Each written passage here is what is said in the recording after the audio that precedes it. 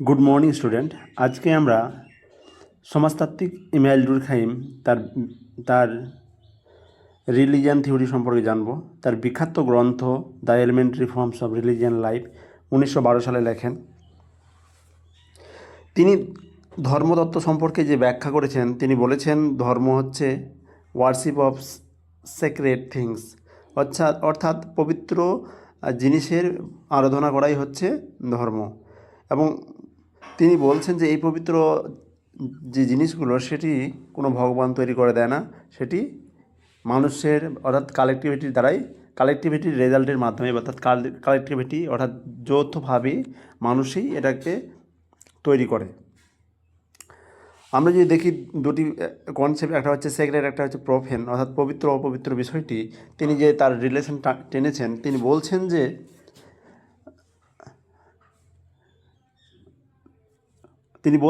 পবিত্র জিনিস অপবিত্র থেকে পবিত্র জিনিসের তৈরি হয়, অর্থাৎ রিলেশন আছে।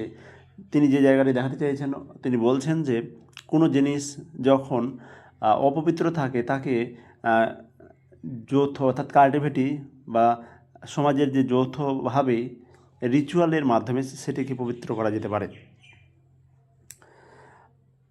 আমরা যদি উদাহরণস্বরূপ দেখি, যেমন কোনো মূর্তি, হিন্দু ধর্মের মধ্যে কোনো মূর্তি যখন রিচুয়ালের মাধ্যমে প্রতিষ্ঠান করা হয়, তখন দেখা যায় যে কালেকটিভিটি অর্থাৎ কালেকটিভিটির মাধ্যমে তার মধ্যে সেক্রেট অর্থাৎ পবিত্রতা লাভ করে। এবং সেই মূর্তিটি যখন পুজোর পরে তাকে বিসর্জন করা হয় এবং সেখানে নদীর ধারে যদি পড়ে থাকে, তখন দেখব যে সেই পবিত্রতা তার মধ্যে থেকে হারিয়ে গেছে এবং সেটি ধীরে ধীরে অর্থাৎ কালেকটিভিটি তার পবিত্রতা নিয়ে নিয়েছে, তখন সেই বস্তুটাই আবার অপবিত্র হয়ে ওঠে।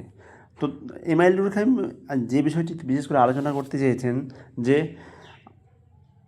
ধর্ম বলতে বোঝায়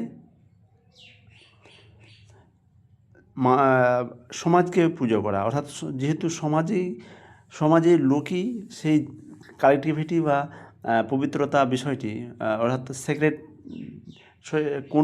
কোন বস্তু সেক্রেট হবে এবং কোন বস্তু সেক্রেট হবে না সেটি নির্বাচন করে। তাই তিনি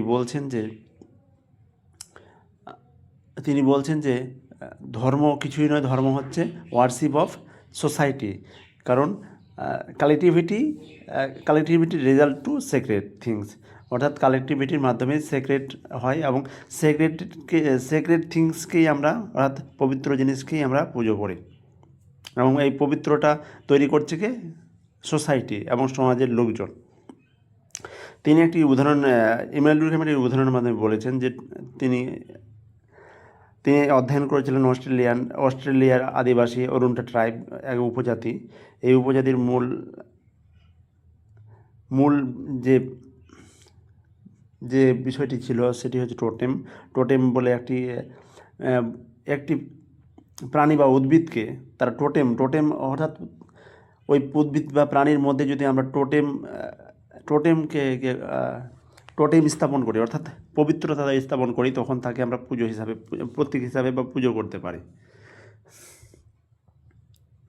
অর্থাৎ সমাজকে পূজা করা। এখানে ডুরখাইম দেখান যে আদিবাসী যখন টোটেমকে পূজা করছে, তখন তার প্রকৃতি বলে তাদের নিজের সমাজকেই পূজা করছে।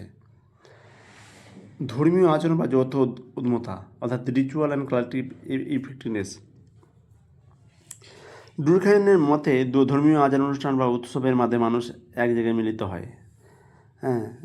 যৌথ উদ্মতা, একসাথে কোনো ধর্মীয় অনুষ্ঠানে অংশ নেওয়ার সময় মানুষের মধ্যে এক ধরনের বিশেষ আবেগ বা উদ্দীপনা তৈরি হয়।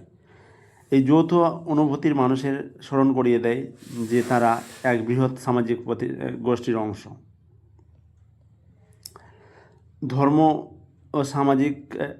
ধর্মের সামাজিক কাজ, সোশ্যাল ফাংশন অফ রিলিজিয়ান। ডুরখাইমের মধ্যে ধর্মের মূল কাজ হলো সোশ্যাল সলিডারিটি, অর্থাৎ সামাজিক সংগতি তৈরি করা।